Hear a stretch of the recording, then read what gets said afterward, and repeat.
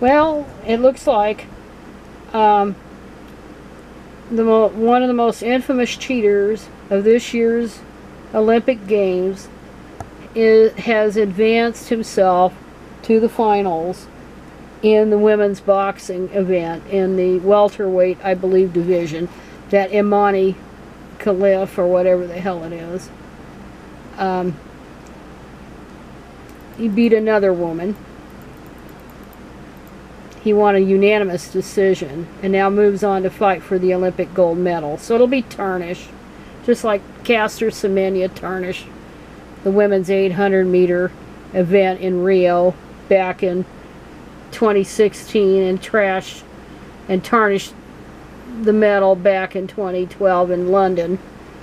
But anyway, he squared off against Thailand's, and I'm not going to try to pronounce it, Jajim something or other, shortly after 10:30 p.m. under the closed roof of Roland Garros Stadium before a raucous and engaged crowd. I'll bet it was. I'll bet there was a lot of Bronx cheers. Algerian flags lined Roland Garros lower sections, and Khalif entered the arena second to the night's loudest cheers and deafening chants of Imani, or whatever.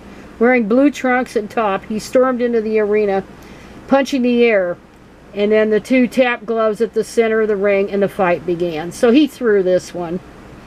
Basically, he could have easily knocked her out after the crap that happened with the Italian. So anyway, he's in line to quote-unquote win the gold medal, and I think this is on the 9th. So fucking cheat. And let's see. And Colin Wright asks the question whether this man belongs in the women's ring. No, he doesn't. And somebody is going to get killed. And it doesn't even matter what the hell he has, DSD he has. He's a damn man, and that's all there is to it. It's just a distraction. And then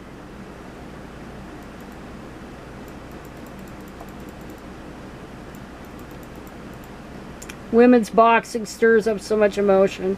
Can facts take back the moment? And they're really trying to gaslight, trying to cast aspersions on the IBA that because it's tainted with Russia or something or other stuff, that, oh, it can't be believed. But the thing of it is, these two dudes could have appealed, and one of them didn't challenge it, the Taiwan guy, and the other one withdrew his appeal, Imani.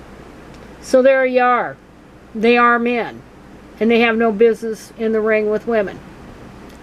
So that kind of, they never can get around that fact that these guys, if they wanted to fight it, at least old Semenya did, and he lost. He was trying to pull his little shit, and he lost, and he was outed as a dude. And anyway, there's a timestamp on all this stuff.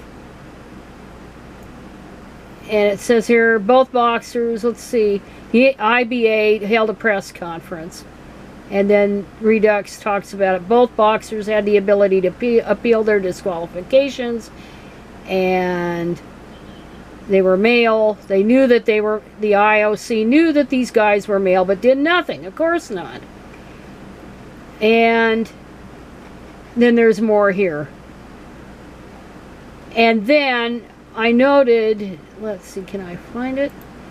Oh, over it. And I don't usually take anything with them, do much with anything that they say here. But they were talking, giving a little background. There was one of the posters.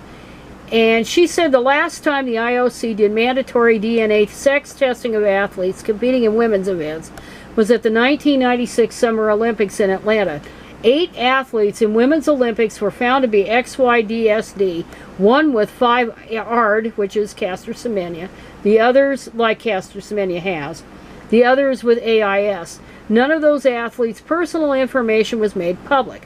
When the test results came in showing they were XY and SRY gene positive, they were discreetly informed and they privately met with the Olympics medical officers for further evaluation explanation.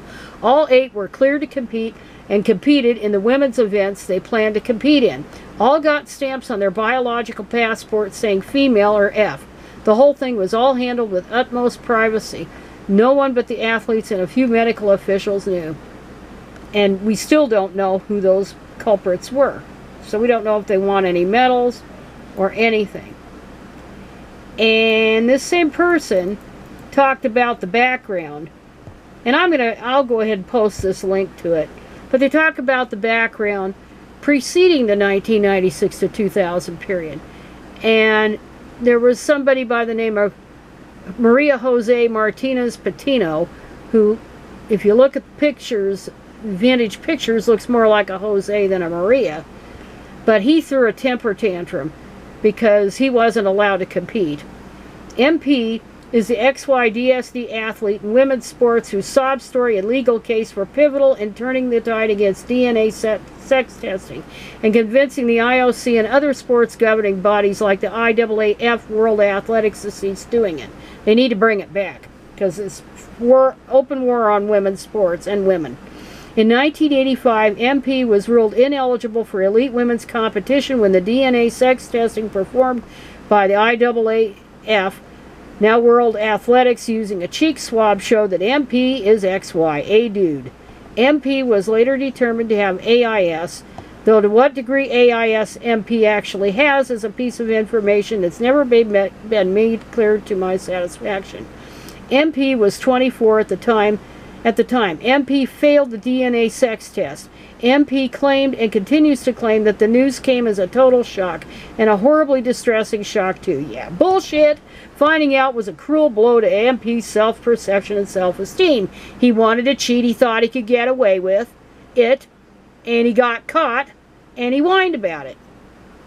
And the case against DNA testing that MP pressed in court and in the court of public opinion relied heavily on the shock and horror narrative. Yeah, he was full of shit. So, supposedly he didn't even know till he was 24. This is a crock of shit. And so, anyway, it said here that MP had been peddling the past 40 years the shock and horror narrative. And he somehow grew up, went through all of adolescence, and reached age 24 without ever noticing or finding it odd that he never had a single menstrual period. Although menarche is arguably the most significant major milestone event of growing up female, somehow this guy got to age 24 without ever wondering why it never happened to him. According to him, bullshit, shock, and horror story, no one else in his life ever noticed either. Supposedly no one in his family, friends, roommates, teammates, and none of the various physicians, medics that he saw and coaches and trainers dealt with ever noticed, commented, or inquired about his lack of menstrual periods. Anyway, it's a long post, but I thought that was really good, and if I didn't have my camera flashing, I would read all of it. And then she talks about his Wikipedia entry and noted that this guy published a self-serving piece in The Lancet that is often sent to me as evidence of how cruel, horrible, and unethical DNA sex testing is. They're cheats! They're upset because they can't cheat.